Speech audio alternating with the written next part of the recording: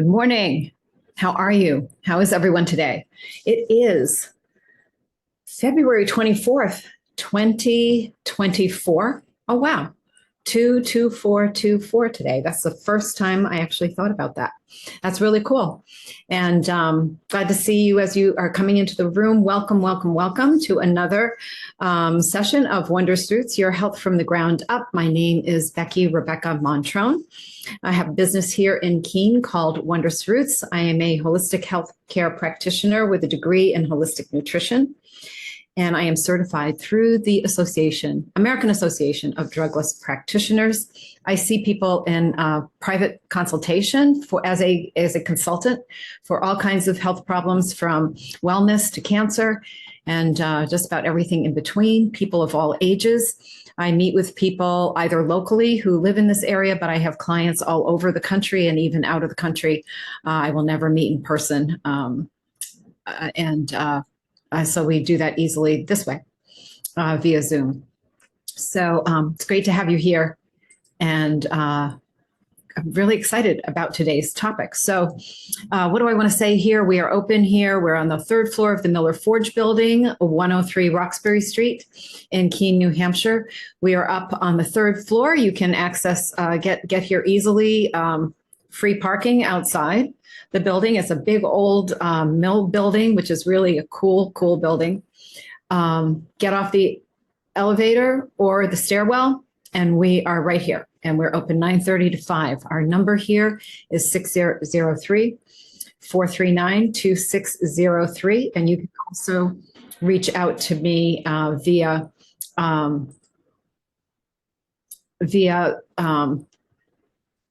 my website. Sorry, I just got interrupted by something and I was thrown off. My websites, okay, not 603, wondrousroots.org or shopwondrousroots.com. And you can go to contact us there, and that would be me. I am the us. And I will be very happy to get back to you. So again, yeah, I think that's it. I think that's my intro. And so what happened was, okay, to go through the things here, if you are live with me, and so glad to have you all here, then you want to participate, you can type into the chat, as many of you do. You can go to the Q&A and type in there, or you can raise your hand and easily connect with me that way. And I will call on you and we will all hear you speak. So I think that's it. I don't get any flags that you can't hear me. I can see my red light isn't on, and it looks like everything's technologically hunky-dory at this point in time. So I am going to say as well, if you are listening to this on YouTube or Rumbler later on, you will be able to pick up the newsletter full of the information that goes with this presentation just by looking at the description underneath, right underneath the screen. You click on that and you'll get the newsletter. If you want to be added to the mailing list, you can do that. Just go up to the top and it will give you a way to do that. And then every Saturday when I actually come do my newsletter and send it out before the program, you will get a copy of your own. Lucky you. So, all right. So I have to kind of back up, and today's talk is about a really miraculous tree called Moringa. It's been called the miracle tree. I call it the miraculous miracle tree. Anyway, miraculous tree. It is really remarkable. It grows in areas of the country that are areas of the world where there's great problems with malnutrition and things. And it is such an amazing tool to be used if people know how to use it the right way. And I first learned about it through, it was years ago. So the church I was going to, the pastor's wife would make frequent trips to Africa. And she was she went to Kenya, to this little village of Orongo one year. And she noticed that unlike other places where she would go in Africa, where the first thing they would offer you was a Fanta soda to drink, that Florence Gundo who was head of the Orongo Widows and Orphans International, came out of their little place with a beautiful cup of porridge. And this porridge, no, not porridge, but this was the moringa tea. I'll tell you about the porridge later, but with moringa tea. And moringa, anyway, that's my background on that. Now, further through the years, I got to know Florence Gundo, who was really very instrumental in securing women's rights in Africa, in that part of Africa, in Kenya and Tanzania, women's because of land rights that did not belong to the women of their husbands after they died, usually of AIDS. So in Africa, in a lot of areas of Africa, and this is true of Orongo in Kenya, we had a lot of very old widows and a lot of orphans. And many of the middle generations, especially the men, had been wiped out by AIDS. That right there is unconscionable because AIDS was easily prevented, still is, and there's many things that can be said about that. That's probably a great topic for another program. But in any case, in Africa, in those parts of Africa anyway, I'm not an expert on Africa and African law, but to my understanding, the deal was that they did not have, the land would not go to them if their husbands died, and their husbands were dying like flies. And so it would go to the brother or somebody else, but they didn't have it. Anyway, Florence Gundo is one of the keys. And there's a really great video, if I could still find it online, of her, a little clip of her. Maybe if I have time after, and you guys don't mind if I'm just futzing around, maybe I can find it and just play it for you about Florence. But anyway, I got to know her son, Charles, over the years, and I can't remember exactly how that happened, but I started supporting their work. And so what Florence would do at the orphanage, the Widows and Orphans place, was they would grow medicinal herbs. Yeah, I guess Sally, the pastor's wife, put me in touch with them. And so they had this, they would do medicinal herbs. So that's how I got in touch. That was the connection, plus that we're believers in Christ. And then I became very friendly, long distance with her son, Charles. And so Charles and I, in fact, I just had an email from him a week ago. So we stay in touch and whatnot. But Charles asked me along the way if I would make a presentation that they could take to hospital in Kisumu, which is like the nearby place, the big place near Orongo. Orongo sits right on the shores of Lake Victoria. If anybody knows Africa, Lake Victoria is like the biggest lake next to Lake Superior, I think, is the largest lake. Okay, what did I just say? Lake Victoria is amazing, and people go there all the time to go on safari in Tanzania. They go to Lake Victoria, and it's just a beautiful, beautiful, beautiful part of the world. But anyway, they wanted to present in hospital. That's how they say it, in hospital, a presentation to help the doctors and whatnot get on board with using what they have so abundantly in their area is this moringa tree, which grows prolifically, and yet you have to know how to use it. And then you have to also value how many wonderful things come from this tree and how many things can be done, not only for people's physical health, but to clean the water, to make biofuel.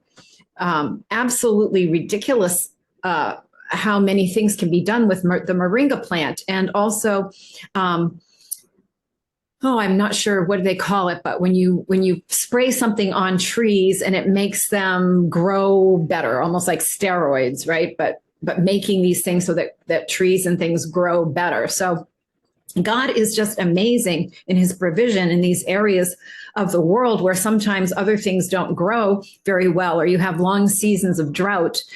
problems like that.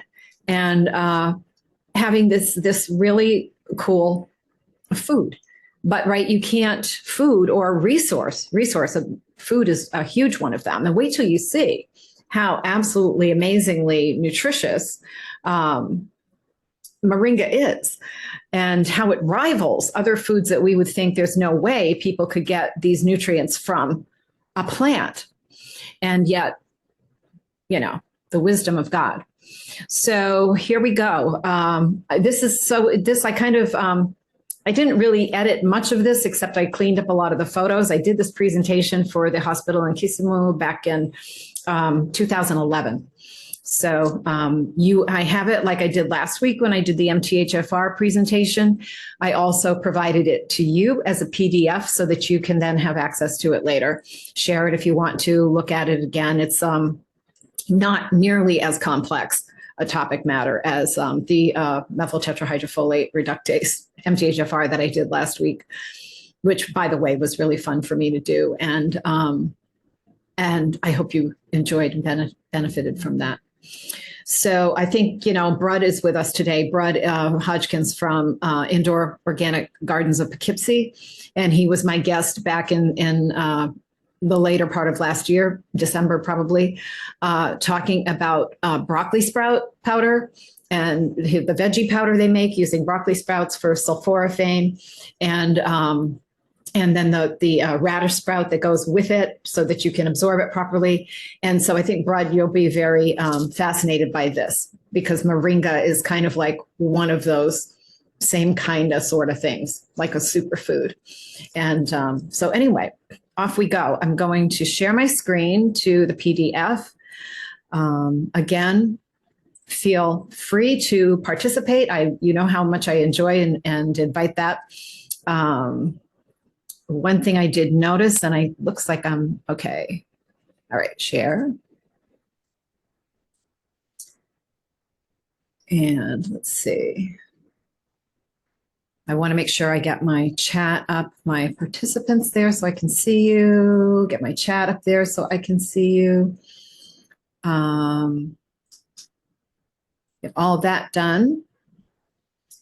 And hopefully you can see that. You should be able to. And if maybe Dale, you can just let me know that you can see that fine, but you all should be able to see that.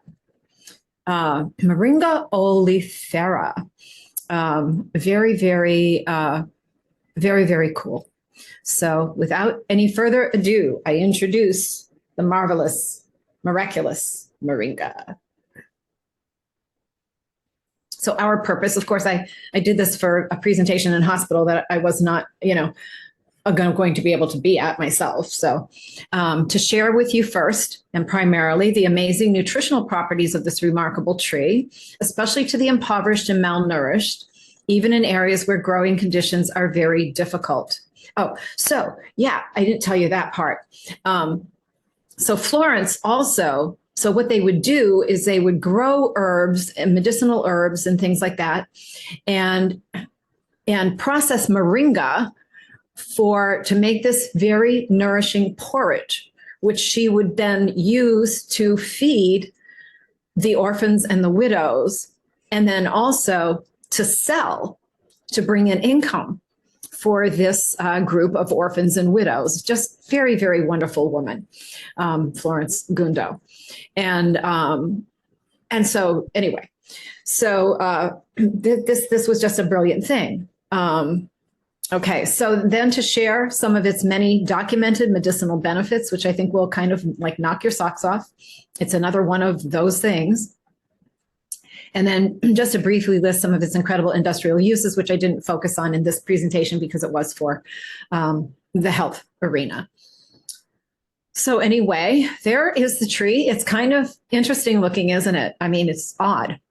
It's got like this long trunk and everything, and then these branches up here. But these are moringa trees here, so you know they do flesh out. These are some of the other names that they are known by. It's the way it is in the herbal medicine world, is you always have the main name that everybody knows it by, and then there's a bunch of other ones that and sometimes it's people in different countries know it by that name or whatever.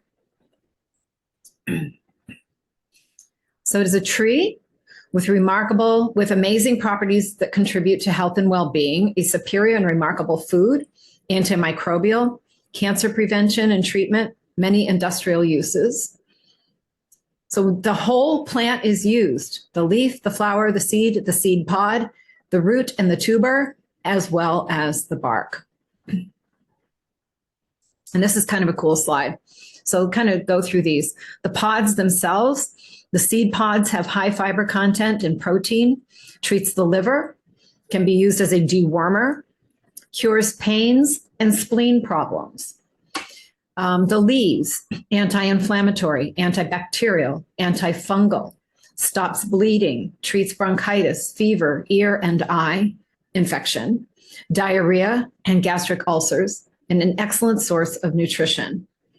We'll get into that more. The flowers improves the quality of the breast milk, treats urinary problems, and used as a cold remedy. And of course, in Africa, mothers are, and this is a good downside, I guess, to not having everything is they breastfeed their babies. And so you'd be anything that you can do to improve the nutrition of the mother, to improve the quality of the breast milk, right? Then you're improving the quality of nutrition for the child. And in cultures like that, we don't breastfeed. They don't breastfeed for 6 months. I would have done great in that culture because I breastfed for over 3 years. So my daughter. So that's typically more the way people do that. Of course, adding in foods, as is appropriate around 6 months. Anyway, that's a topic for another day too. Okay. The seeds and the seed oil, anti-inflammatory, antibiotic, treats rheumatism, arthritis, gout, sexually transmitted diseases, and cramps. It's a cramp relaxant for common epilepsy, highly effective against Pseudomonas aeruginosa and Staphylococcus aureus, Staph aureus. So that's very common. These are things that we take, antibiotics for. Contain fungicide and potent antibiotic. The bark, used for circulatory and cardiac problems, anti-inflammatory, and as a tonic. Appetizer. Okay, so for somebody, right, who has feeble appetite, weak appetite, and sometimes that is a problem among the elderly, or it could be, sometimes children go through a period where they seem to have no appetite, or somebody who's sick, just really, you're just sick, you don't feel well, you don't feel hungry. The Moringa oleifera oil is used for scurvy, hysteria, bladder troubles, and prostate problems. It treats stomach disorders. And in Ayurvedic medicine, so that would be India, but of course Moringa is, I'll get to showing you, maybe I'll flip through and then flip back. Bear with me.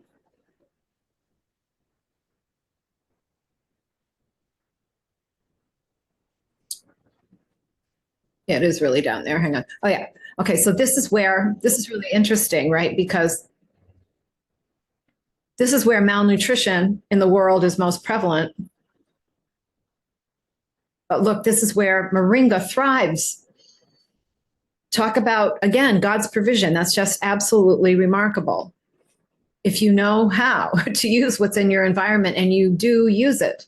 And who knows what's in the way sometimes of people not being able to use those things or not having that. And a lot of times, and I'm not an expert on Africa and I'm not an expert in government, but sometimes, like we have in our country, we have a lot of things that can be done in the natural world to fight things that are really serious, like cancer. And yet, our doctors generally don't know about those things. So anyway, not ragging on anybody, but we know how the story goes. Okay, here we were. The Moringa and Siddha, which would be like more, you know what I mean, Hindu area, Buddhist Siddha, right? Siddha, I'm thinking that's more like Buddhist kind of stuff. I could be wrong. Acetaminophen, probably somebody knows out there, and I just don't. Treats erectile dysfunction in both men and women. We know what that means on the women's side. It seems a little silly, but anyway, we get it.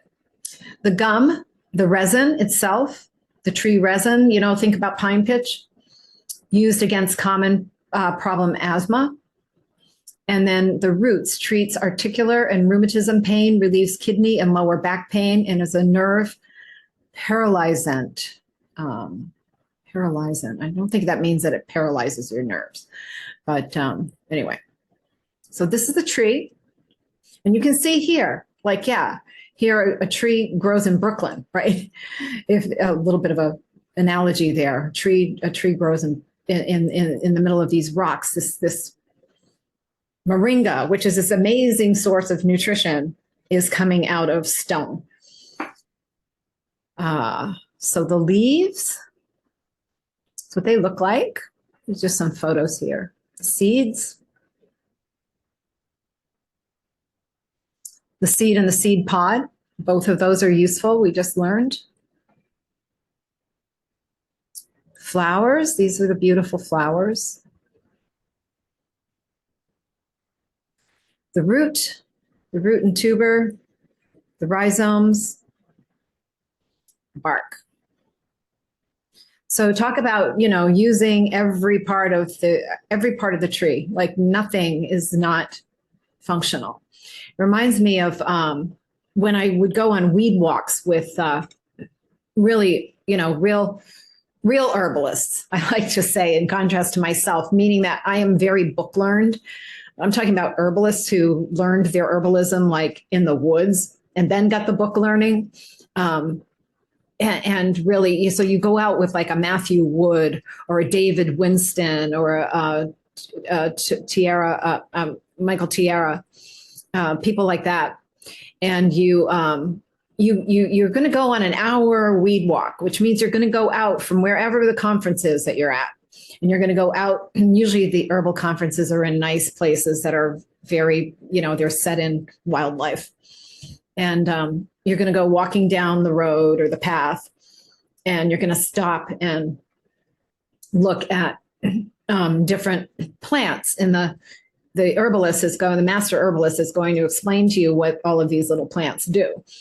And it's just a riot because you can rarely walk very far within an hour's time because virtually everything has some sort of medicinal use out there in the wildlife, not just the things that we know of, our classic medicinal herbs, right? Like turmeric, we all know, valerian root, echinacea, golden seal, things that yucca root, things that we think these are medicinal herbs. But it's really remarkable how our creation is, and that we have so many medicinal things that we don't think of as medicine, and we don't recognize because we haven't been trained to recognize them.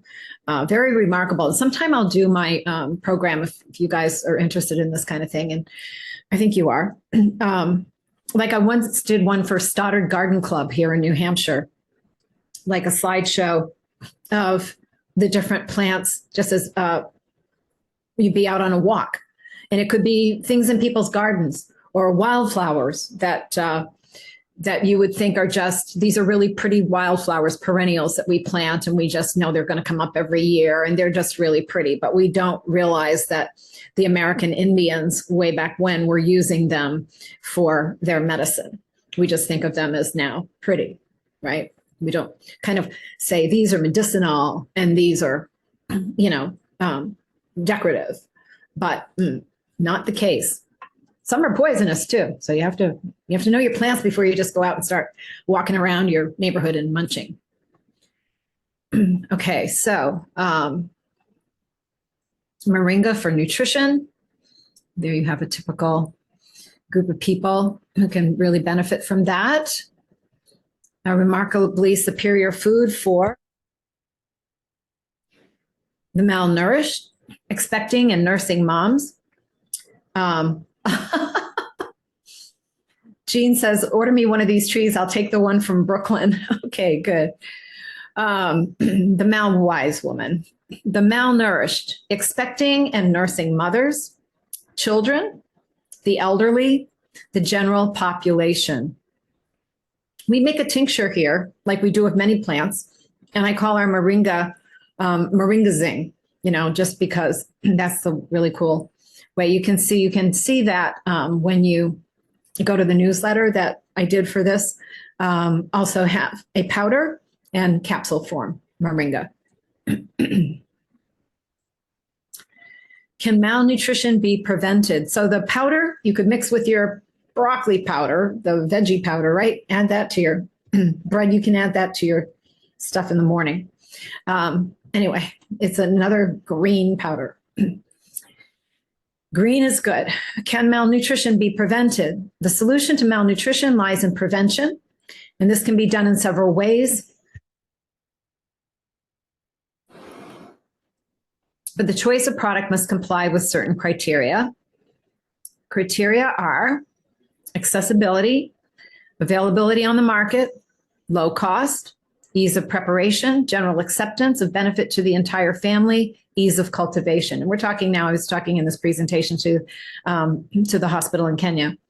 Yeah, I mean, you can have a really great something, right? But if you can't get it and you can't afford it, then it's not of much value.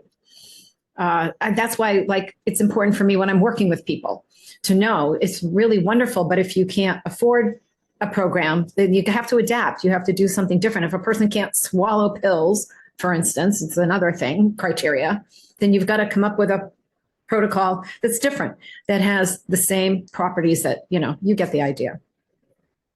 So anyway, moringa falls into all of these criteria, right? Accessibility, availability on the market, low cost, ease of preparation, general acceptance of benefit to the entire family, and ease of cultivation. They grow prolifically. They just grow. They're growing them in the United States now too. They're cultivating them in the United States. Moringa oleifera is such a product. Scientific research has shown not only the rich content of the powder made from its dried leaves in terms of proteins, energy, mineral salts, vitamins, and fibers, but also its ability to meet daily nutritional requirements for pregnant and breastfeeding women by the administration of small quantities. That's another thing, right? You don't have to eat a boatload of it. It's like Brudd's powder, right? You have to eat like a half a teaspoon, many people, a day. More if you're fighting something serious or whatever. But this is, again, think of this as a food. Think of this as a superfood. Moringa contains more than 90 nutrients and 46 types of antioxidants. With all the health benefits of moringa, it can easily be termed as the most nutritious plant on the face of the earth. Remarkable. There are no side effects of moringa tree leaves, which have been proved till date.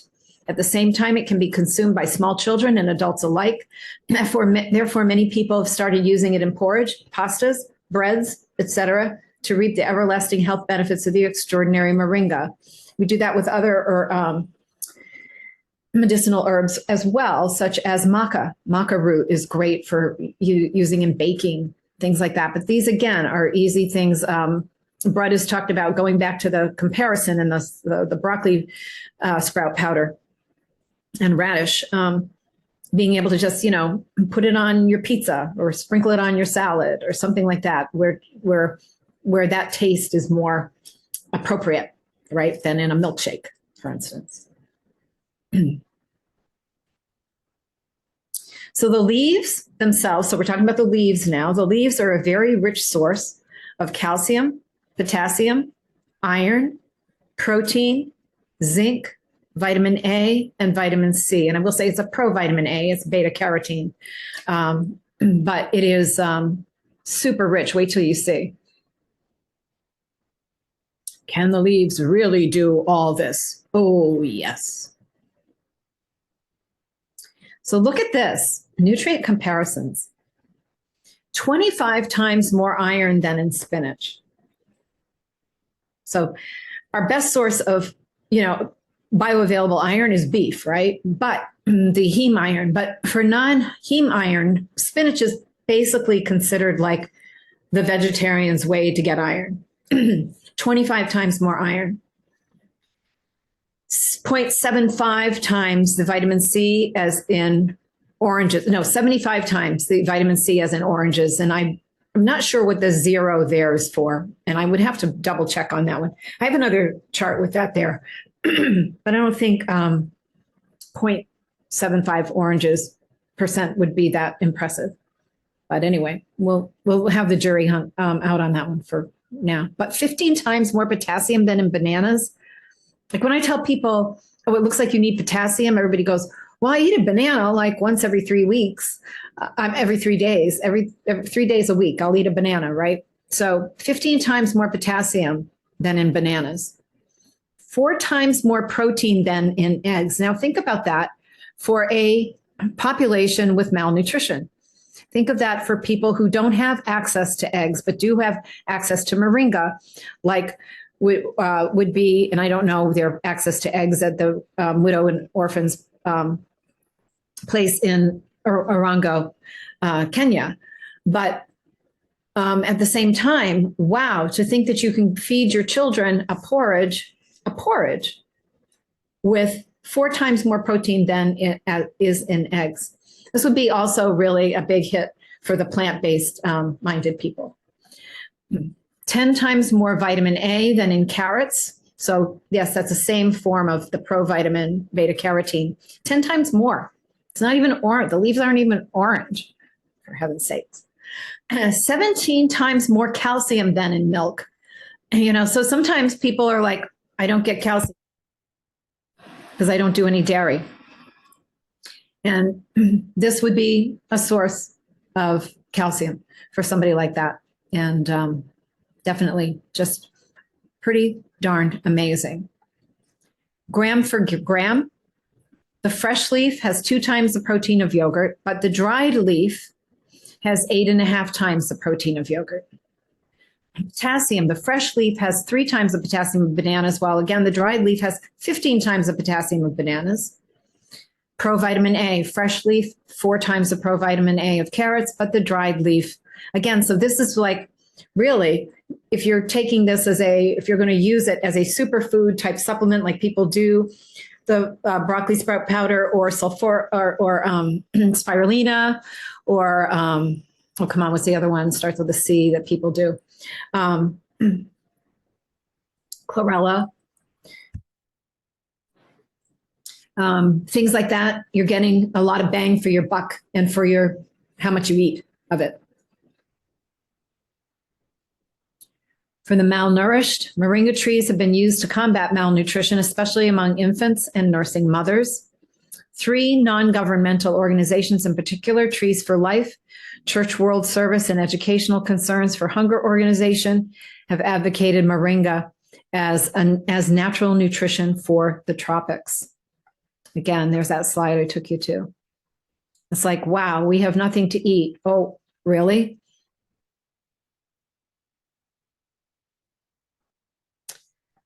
The nutritional properties of moringa are now so well known that there seems to be little doubt of substantial health benefits to be realized by consumption of moringa leaf powder in situations where starvation is imminent. So think, if we can use it in situations where starvation is imminent, how good is it to get into the food of your kids, right? We're always like, oh, have another bite, have some of this, get it into something they're eating they like, they'll never even know it's there. It's a great thing to do, especially when kids are picky.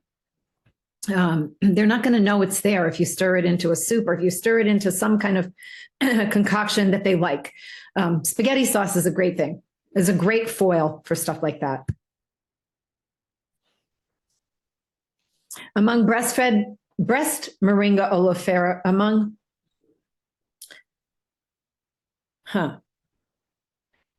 okay, I must have said, I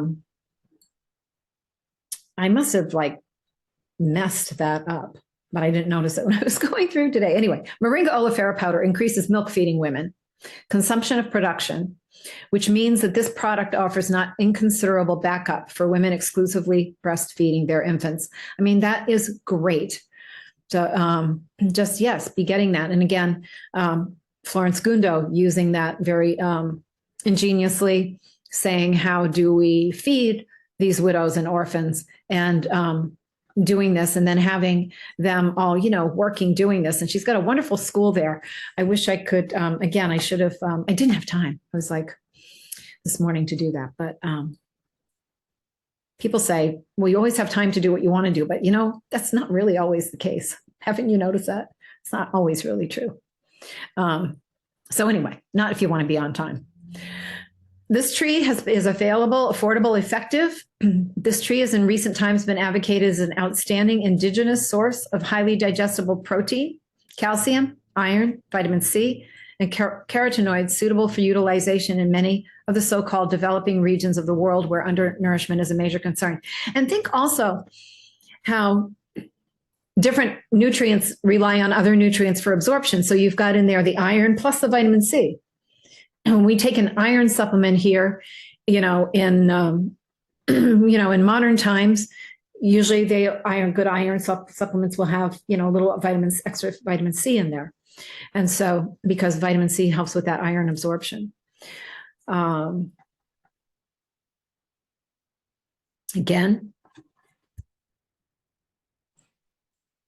a tree grows out of the sidewalk, right? These trees are just growing. It doesn't look like anybody planted them on purpose, but the trees are there. It's especially promising as a food source in the tropics because the tree is in full leaf at the end of the dry season when other things are drying up, right? The other things that they're cultivating and using and eating in these tropical country areas of the world. The moringa now comes into full flourish. This does not look like the full flourish time for them, for the moringa tree. Leaves can be eaten fresh, cooked, or stored as dried powder, blah, blah, blah, blah, blah, for many months without refrigeration. That's super important too. Reportedly without loss of any nutritional value. So here we go, some more health benefits. Anemia, prevention and reversal, right? Very high and hugely high in iron and in vitamin C. Helps prevent night blindness. Okay, so there we go for the eyes. Strong bones and teeth. Rich source of calcium. Balances blood lipids, the blood fat, so it balances your cholesterol levels and your triglycerides and that kind of stuff. Balances blood sugar levels. Huge things that are in our modern day health issues. So we talk about them all the time on this program. I talk about them. I talk. But anyway, stimulates the immune system, stimulates metabolism. There you go. A source of essential amino acids, so that's your protein, supports digestion and promotes skin health, protects the liver and kidneys. It's kind of like all over the place. So here, this slide and the photo is a little, fuzzy, but I can read it and you should be able to too. Increased mental clarity, normalizes blood sugar. Appetite suppressant. Isn't that interesting? Because it said it's also for appetite. I would think it might have, my guess is that it probably has an appetite regulation kind of thing. Some things are like that. We call them adaptogenic. So when a person needs more appetite, they have it acts like a bitters kind of thing where you have that stimulation of wanting to eat when you're feeble. But then if you are, if you're over and you don't need to eat more, having that point. And many plants do that. It's almost like they have a brain of their own. Improves wound healing. Detoxification, anti-ulcer. Yes, we're going to find out. It actually kills H. pylori, which is the bacteria that causes stomach ulcer or gastric ulcer. Eliminates constipation. That's a huge problem in our modern world. A lot of people suffer with not moving their bowels efficiently. Reduces wrinkles and age lines. There you go. We'll take it. Anti-tumor, improves digestion, nutrition for infants 6 months and older and pregnant and nursing mothers. Antioxidant, anti-inflammatory, urinary tract infections, stimulates hair growth. Anti-cholesterol, increase, that balancing of the lipids. Increasing energy and endurance. Vision improvement. That's really kind of funny. That's like so seriously ironic that's the one I can hardly read, is the one that says vision improvement. It's so blurry. That's not my vision. That's just the image. Normalizes blood pressure. So normalizes blood pressure. Normalizing blood pressure, again, it goes adaptogenic either way. It doesn't just like slam everybody's blood pressure down. It's a normalizer. So if your blood pressure tends to run too low, it would be for that too. Antidepressant, strengthens the immune system, used as a aphrodisiac and promoter of your sex drive, your libido, and antifungal. It is a one-stop shop for sure. Beyond nutrition, moringa is antimicrobial, so it's antibiotic, antiviral, antifungal, antiparasitic. It is cancer preventive and treatment. And this reminded me, I don't know why I don't have this in my formula, C+ formula. I don't put moringa in there. I've got tons of moringa tincture here. So that you can bet that's going to change on Monday. I'm going to just change my label up and make that one of the botanicals in that formula. Industrial powerhouse. Look at this photo. These people are cleaning a river with moringa seed.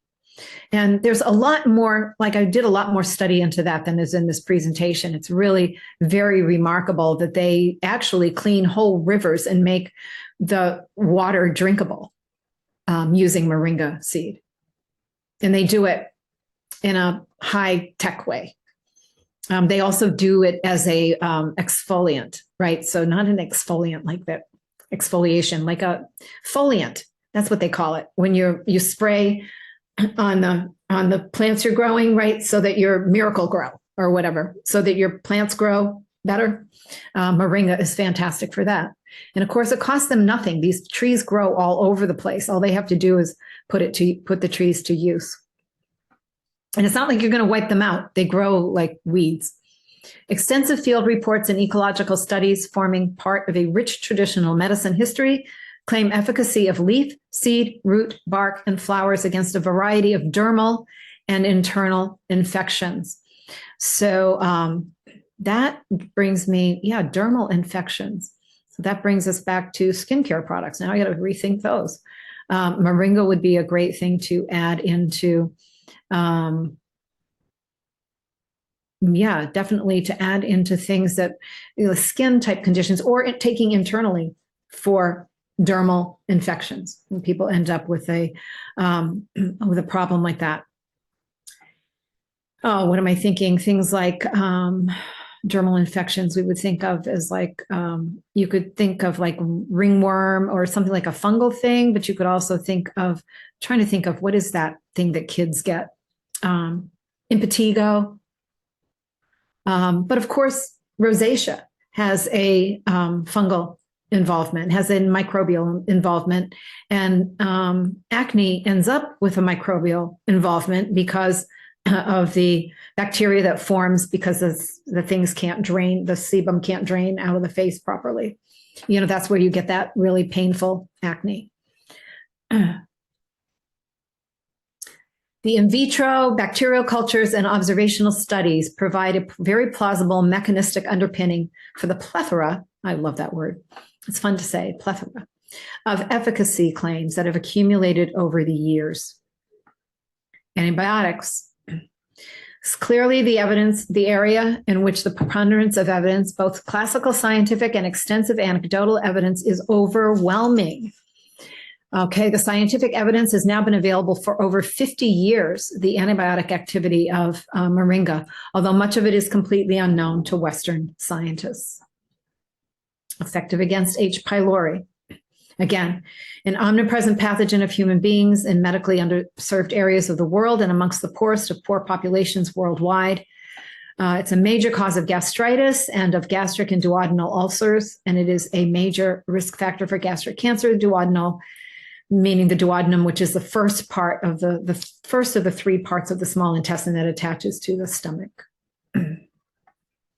Major risk factor for gastric cancer. Moringa against cancer moringa species have long been recognized by folk medicine practitioners as having value in tumor therapy. Compounds have been studied for their cancer preventive potential with promising results. Studies indicate moringa compounds potently inhibit 4-ball ester, TPA-induced Epstein-Barr virus, early antigen activation in lymphoma blastoid Burkitt's lymphoma cells. So you've got this, it looks like the Epstein-Barr virus sets off this whole kind of thing. And that's very interesting.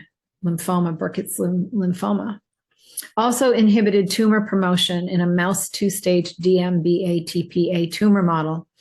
In an even more recent study, skin tumor prevention was observed following ingestion of drumstick, which is another thing it's called, the seed pod extracts.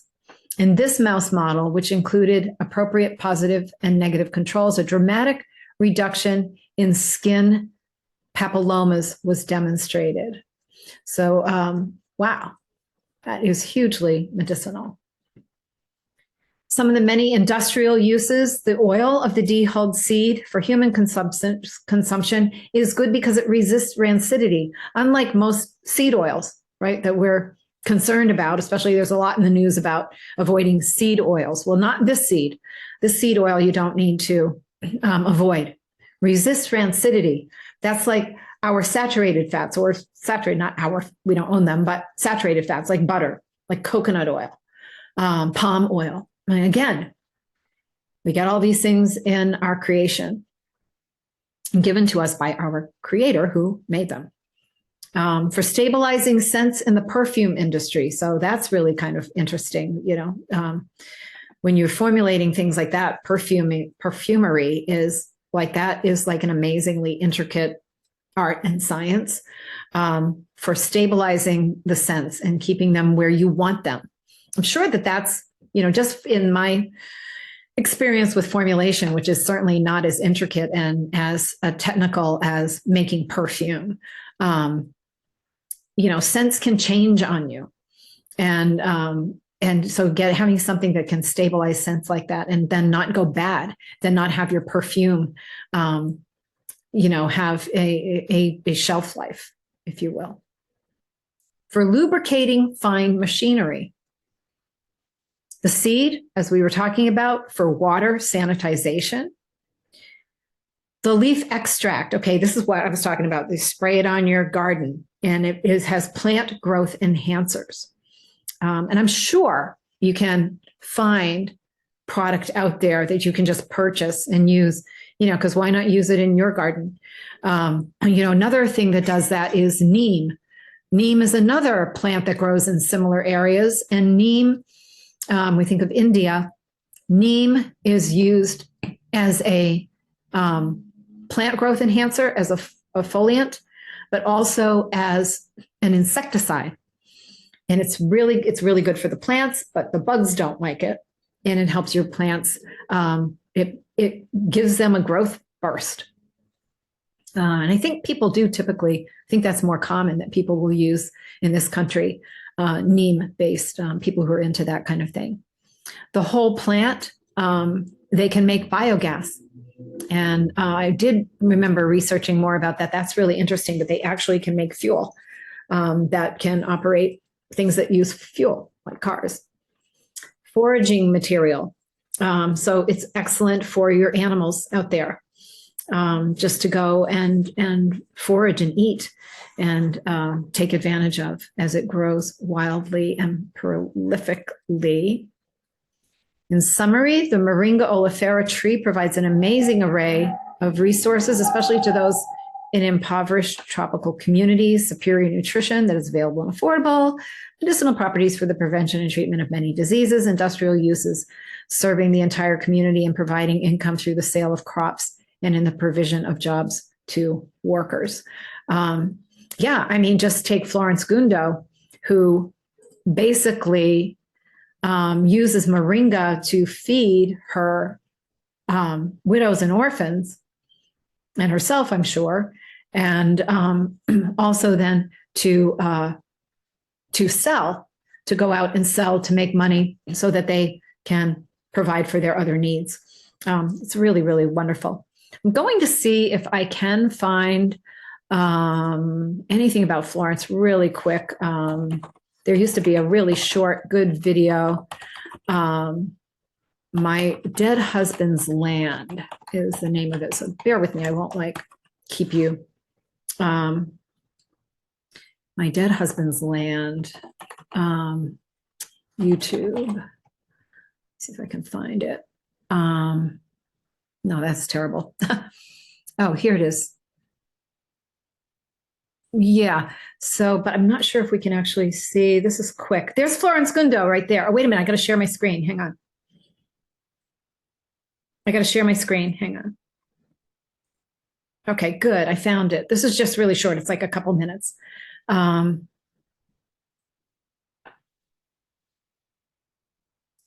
So do this. You reap what you sow. These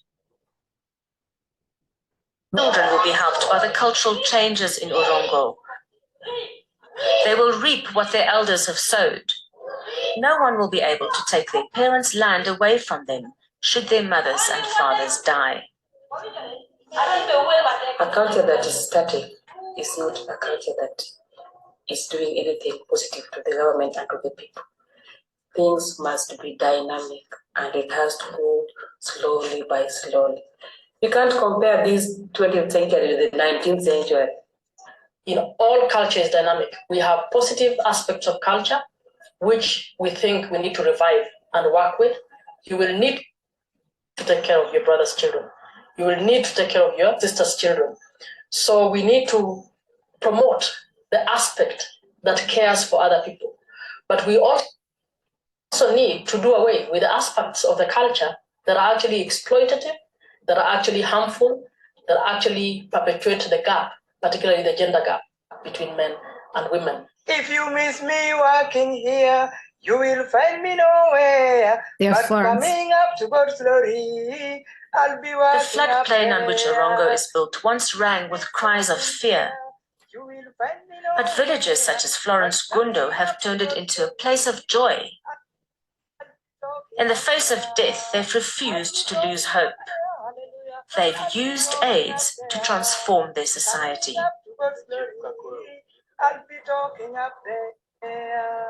This is one thing that I've learned in life, that a woman can be empowered and a woman can become strong.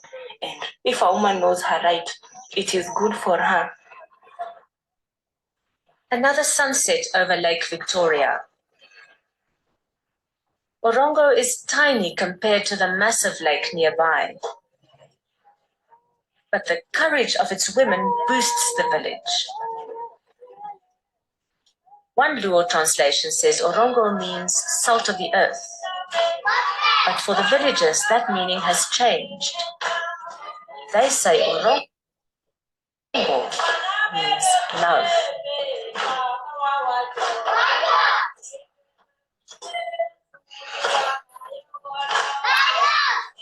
Whoops. I just want to get rid of that. Hang on. So, yeah, so let me, okay, now I can't get out of this. Exit full screen, just get rid of it. Hang on one second, because it's just taking my bandwidth. So I'm so glad that I was actually able to show that. And Mama is still doing great. We call her Mama. In fact, Charles just told me that Mama says hello in the last email that he sent me a couple weeks ago. So that's how I found out about about Moringa, was from my pastor's wife years ago, who met Florence in person and told me about her and the work that she was doing with it. But it's a remarkable plant for us. It is something that we can use ourselves. In my newsletter there, I did also, let me just see if I can grab that really quick and share my screen. Where is it here? Your campaign, Zoom with me. And let's see if I can share one last time before we close. Share the screen. So there we are. And there we see that there. I just want to show you that you can click here or there and get the presentation that I just did. Maybe you want to share it with somebody. But these are the things that we have at Wondrous Roots as a source of moringa. We have a powder, green superfood, organic, and all of that kind of stuff. Organic India, in capsule form. I again prefer the powder if a person is not too opposed to the inconvenience of maybe doing it. But again, it goes, a lot of people are smoothie people and stuff, but 1 teaspoon is 2,000 milligrams, whereas it takes 2 capsules to equal 700 milligrams. And then we also have the tincture here at Wondrous Roots, like all the tinctures we make, very many of those that we make from the powder that can be taken in concentrated form. It's also added to, I also use it in dried leaf form in some of the teas that we make here, that I formulate and make here at Wondrous Roots. So yeah, moringa, it is a amazing plant. It is provision for, again, I think the usefulness to us is going to be, especially with regards to those who were concerned about, are they getting enough nutrition, right? Think about people we give, again, I always talk about this, but like Ensure or Boost to, or something like that. How about making a nice homemade shake using good ingredients, put in some of the sulforaphane powder, put in some moringa powder, but for moringa itself, just for, are you getting enough nutrition? So much better than those cheap vitamins they dump in those horrible oils they dump into Ensure and Boost and things of that nature that are so bad for you. The synthetic vitamins are, just to make it look like you're getting something and to jack up the price. And, how many people are sitting in nursing homes sipping on these things every day? And it's just not necessary. We have so many good things. Add moringa powder to your children's food. They'll never even know it's there. And just get creative with that. And you can kind of rest assured going, yeah, you didn't eat all this chicken, but he got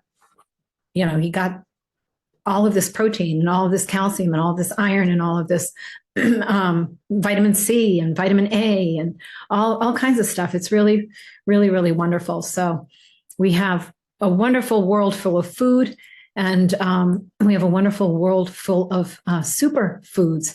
And moringa certainly is right there top on the list, I would say.